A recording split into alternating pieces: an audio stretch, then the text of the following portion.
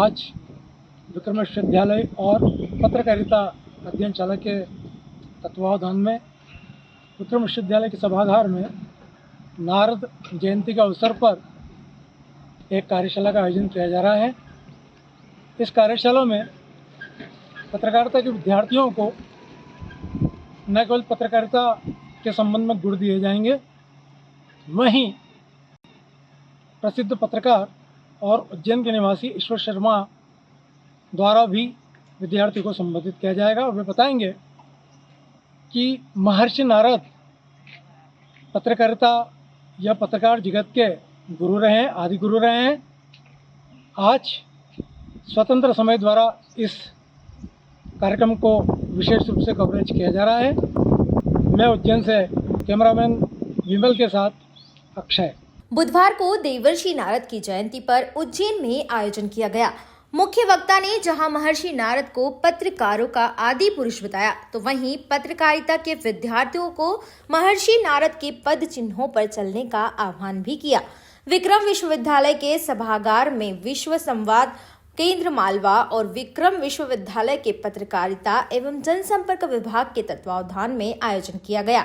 इस अवसर पर पत्रकार ईश्वर शर्मा ने युद्ध काल में पत्रकारिता के कर्तव्य विषय पर विचार व्यक्त किए। अपने ही जिस विश्वविद्यालय में आप पढ़े हो, वहाँ के कुलगुरु या जिस पत्रकारिता अध्ययनशाला से आपने पत्रकारिता का प सीखा हो, वहाँ के गुरु उपस्थित हो और आपसे कह दिया जाए कि आप बोलिए, तो शब्द तक बहुत संकोच की अनुभूति में आते हैं, क्योंकि जिनसे शब्द का संस्कार सीखा उनके सामने शब्द फिर कहना, लेकिन फिर मन में एक बात फिर उमगती है, खड़ी होती है।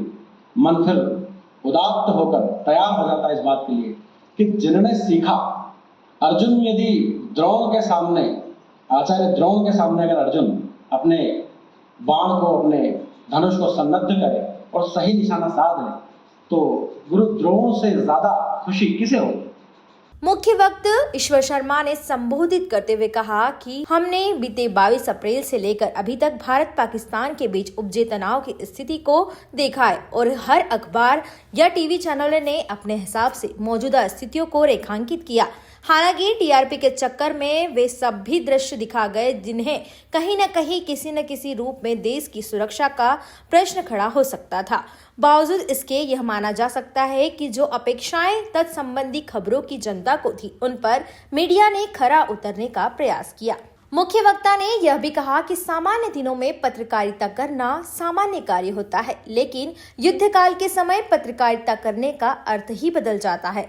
युद्ध काल में पत्रकारों को अपने कर्तव्य मूल्यों का विशेष रूप से ध्यान देने की जरूरत है और कर्तव्य को दरकिनार करने से कहीं न कहीं किसी न किसी रूप में हानि ही मिलती है। इसलिए यदि नए पत्रकारों की बात करें या पत्रकारिता के विद्यार्थियों को सीखने का मुद्दा हो, तो इन्हें पत्रकारिता के मूल्यों का ध्यान अवश्य ही रखने की जरूरत है। ये विषय जिस भी साथी ने चुना है वो बड़े चैतन्य होंगे, सन्नद्ध होंगे कि उन्होंने वो विषय चुना जिस पर बात करना सर्वाधिक जरूरी और सर्वाधिक मजेदार इस समय में हो सकता है।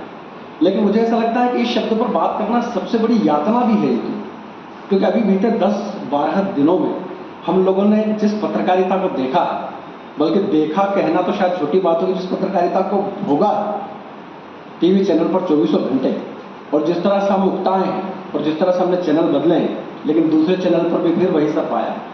तो पत्रकारिता के इस बीते 10-12 वर्षों में जो पत्रकारिता का एक अलग तरह का युद्ध हमने देखा, उस युद्ध को भोग लेने के बाद फिर उसी विषय पर बात करना है, तो आपका जो धैर्य है कि आप इसी विषय पर यहाँ सुनने के लिए बैठे हुए, मैं आप सभी को प्रणाम करता हूँ। वरना इस विषय पर अब 12 दिन से बहुत ओवरडोज झेलने के बाद कौन सुनना चाहेगा।